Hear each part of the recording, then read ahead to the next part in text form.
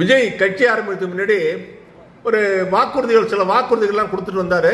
அந்த வாக்குறுதிகள் என்ன கேட்டிங்கன்னா, போதைப் பொருள் ஒழிப்பு, பெண்கள் பாதுகாப்பு, ஊழல் ஒழிப்பு, சாதி மதம் ஒழிப்பு, இந்த வாக்குறுதி முக்கியமாக இதெல்லாம் சொல்லிட்டு தான் வந்தார். வந்துட்டு 2 வருஷம் அது கட்சி ஆரம்பிச்சு இது வரைக்கும் அதுக்காக உருப்படியாக எந்த வேலையும் செய்ததில்லை. ஒன்று உருப்படியாக செய்திருக்காரு. சாதிய ஒழிக்க போராடின தந்தை பெரியாரை வழிகாட்டின்னு சொல்லியிருக்காரு. அந்த பெண் உரிமைக்காக போராடின அஞ்சலையம்மாவை வழிகாட்டின்னு சொல்லியிருக்காரு. கல்வி கண் திறந்த காமராசரை வழிகாட்டின்னு சொல்லியிருக்காரு. இது மாதிரி இவர் வேலுநாச்சியார், வீரத்தில் சிறந்த வேலுநாச்சியாரை வழிகாட்டின்னு சொன்னார தவிர வேற எதையும் உருப்படியாக செய்த மாதிரி இவர் தெரியல. இந்த நிலையில தான் இவர் வேட்பாளர் பட்டியலை அறிவிச்சிருக்காரு. இவர் கட்சி சார்பாக போட்டியிடுற வேட்பாளர் பட்டியலை அறிவிச்சிருக்காரு.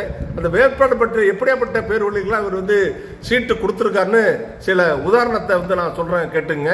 பேராவூரணி தொகுதியில் இவருடைய வேட்பாளர் சந்திரகாண்டிமன் கஞ்சா வழக்கில் கைது செய்யப்பட்டவர். 13 கிலோ கஞ்சா கடத்தலில் கைது செய்யப்பட்டவருக்கு தான் இவர் சீட்டு கொடுத்துருக்காரு. அடுத்தது பட்டுக்கோட்டையில் இவர் சீட்டு கொடுத்துருக்கிறது ஏனாதி மதனுங்கிறதுக்கு இவர் சீட்டு கொடுத்துருக்காரு. அவர் என்ன தஞ்சை தெற்கு மாவட்ட செயலாளர் இருக்காரு. தஞ்சாவூர் தெற்கு மாவட்ட செயலர் இருக்கிற மதனுக்கு ஒரு சீட்டு கொடுத்துருக்காரு. இவர் பாலியல் தொந்தரவு கொடுத்ததில் A1 குற்றவாளி, பாலியல் தொல்லை கொடுத்ததில் A1 குற்றவாளியாக இவர் மேலே வழக்கு புனையப்பட்டு வழக்கு நிலுவையில் இருக்குது. அடுத்தது பூந்தமல்லியில் கொடுத்துருக்கிறது பிரகாஷ் மேலே 6 மாதத்துக்கு முன்னாடியே அவர் இந்த மாதிரி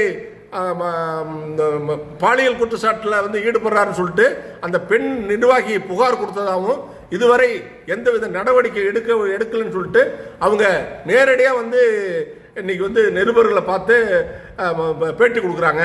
இந்த லட்சணத்தை இவரோட லட்சணம் இருக்குது. இவர் தான் பெண்களுக்கு இது கொடுக்க போகிறாராம், பாதுகாப்பு